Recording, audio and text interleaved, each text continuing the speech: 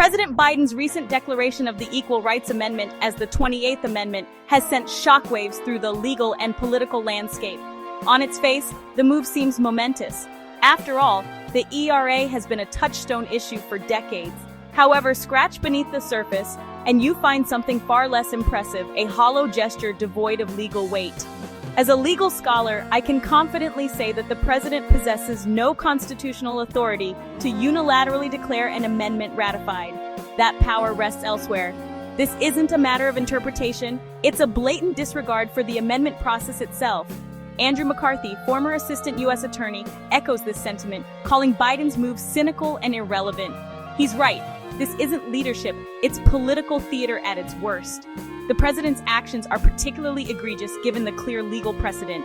The ERA, sent to the states for ratification in 1972, came with a 1982 deadline. While some argue for its validity, the Office of Legal Counsel, OLC, has affirmed the deadline's enforceability in both 2020 and 2022. Biden's disregard for these opinions further underscores the hollowness of his proclamation. The ERA's history is long and fraught, marked by both fervent support and staunch opposition.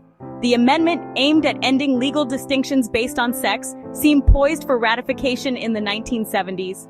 However, a rising tide of conservative opposition, led by figures like Phyllis Schlafly, effectively stalled its momentum.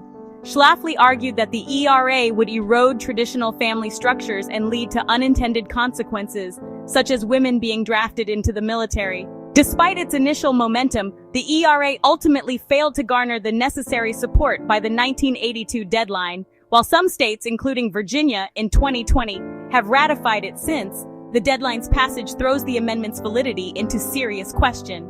Proponents argue that the deadline is arbitrary and can be disregarded. However, this ignores the fundamental purpose of a deadline, to provide a clear and definitive timeframe for action. The 1982 deadline wasn't some random date pulled out of thin air. It was a carefully considered provision intended to ensure that ratification reflected the will of the people at a specific moment in time. To argue that it can be ignored now is to undermine the entire amendment process. It sets a dangerous precedent, suggesting that deadlines are meaningless and can be disregarded at will.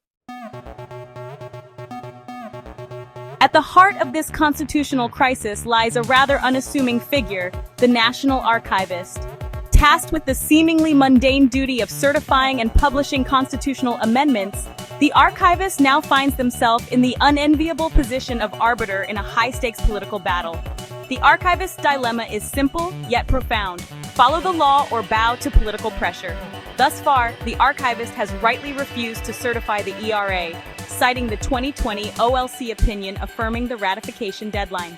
This decision, while legally sound, has drawn the ire of pro-ERA activists and, it seems, the White House. Biden's recent proclamation can be seen as an attempt to strong-arm the archivist into reversing course. However, such pressure has no place in our constitutional republic. The archivist's role is not to be a rubber stamp for the president or any political party. Their duty is to the Constitution, to uphold its principles and ensure that its processes are followed.